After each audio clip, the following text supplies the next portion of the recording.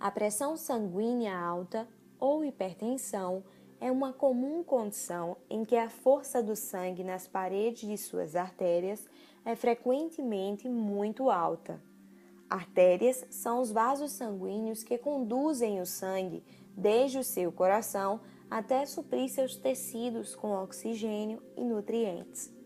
Em nosso coração há duas câmaras chamadas ventrículos, que se contraem com cada batimento cardíaco para empurrar o sangue para os pulmões e, juntamente com suas artérias, leva a todo o corpo.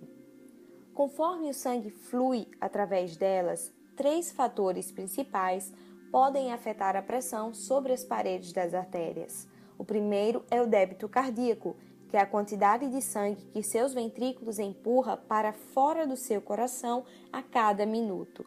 Sua pressão arterial sobe à medida que aumenta o débito cardíaco.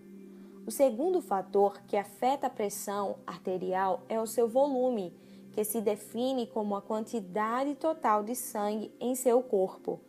Sua pressão sanguínea também poderá subir à medida que o seu volume aumenta. O terceiro fator que afeta-o é a resistência, que é qualquer coisa que possa atrapalhar o fluxo sanguíneo. Vários fatores podem contribuir para a resistência. Um fator de resistência é a flexibilidade da parede de suas artérias. Uma artéria saudável se expande com cada batimento cardíaco, que ajuda a reduzir a pressão sanguínea em suas paredes. Outro fator de resistência é o diâmetro de suas paredes. Seu corpo é capaz de aumentar o diâmetro para baixar a pressão arterial ou reduzir o diâmetro para elevar a pressão arterial. O terceiro fator de resistência é a viscosidade ou espessura. Em seu corpo, muitas partículas, assim como as proteínas e gorduras, aumentam a viscosidade. Se o seu sangue for mais espesso, a sua pressão arterial sobe. Conforme seu coração trabalha, mais força ele produz para empurrá-la através das artérias. Sua pressão pode ser verificada através de um aparelho chamado esfigmomanômetro e manguito de pressão arterial. Quando seu coração bate, a pressão sanguínea nas paredes de suas artérias é chamada de pressão sístole. Quando seu coração relaxa entre os batimentos, a pressão nas paredes das artérias é chamada de pressão diástole. Lágrimas na parede de suas artérias podem atrair determinadas substâncias no seu sangue, assim como colesterol, gordura e cálcio, para formar um acúmulo chamado placa.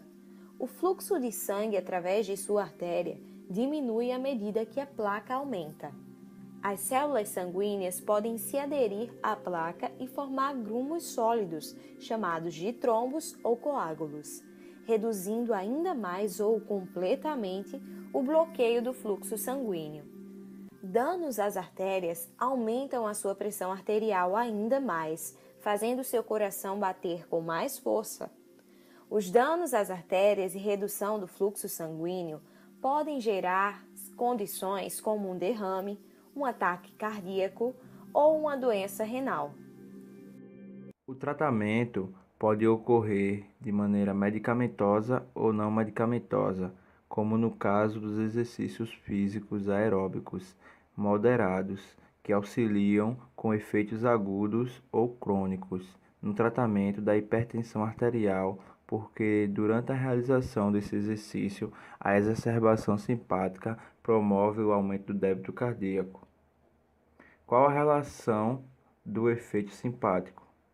O predomínio da atividade simpática do SNA provoca no coração um significativo aumento tanto na frequência cardíaca como também na força de contração. Como consequência, ocorre um considerável aumento no débito cardíaco. Mas o que é o débito cardíaco? Débito cardíaco é a quantidade de sangue bombeada pelo coração a cada minuto. Durante o exercício, esse débito pode aumentar de 5 a 6 vezes, comparados ao valor do repouso. Esse aumento do débito garante o fluxo sanguíneo necessário para a musculatura ativa do exercício. No efeito agudo do exercício, é necessário garantir o fornecimento de oxigênio e nutrientes para a contração muscular através do fluxo sanguíneo. Fisiologicamente, é necessário entender o que é um efeito agudo e o que é um efeito crônico do exercício. Efeito agudo é toda aquela manifestação fisiológica que ocorre durante o exercício. Por exemplo, durante o exercício, há aumento da frequência cardíaca, aumento da pressão arterial, diminuição da resistência vascular periférica, aumento da secreção de hormônio de crescimento e ocorre hipovolemia.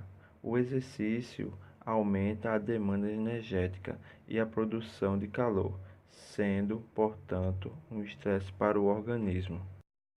Efeitos fisiológicos crônicos, também denominados como adaptações, são aqueles que resultam da exposição frequente e regular às sessões de exercícios, representando os aspectos morfofuncionais que diferem um indivíduo fisicamente treinado de um sedentário. Dentre os achados mais comuns dos efeitos crônicos do exercício físico estão a hipertrofia muscular e o aumento do consumo máximo de oxigênio. Como acabamos de aprender, os efeitos do exercício podem ser crônicos quando resultam de uma exposição frequente e regular, que diferem o indivíduo fisicamente treinado do sedentário.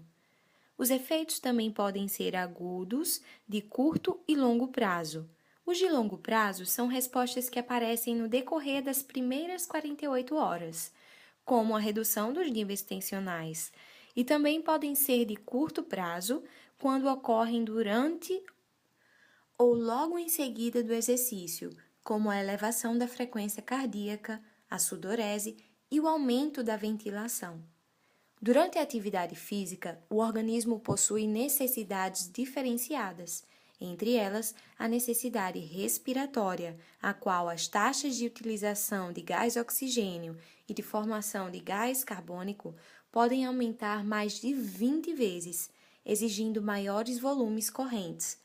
O volume respiratório é proporcional à taxa de metabolismo. No entanto, o elo entre o metabolismo e a ventilação é o CO2 e não o gás oxigênio, porque o gás carbônico é um elemento potente como mediador de vasodilatação ou vasoconstrição.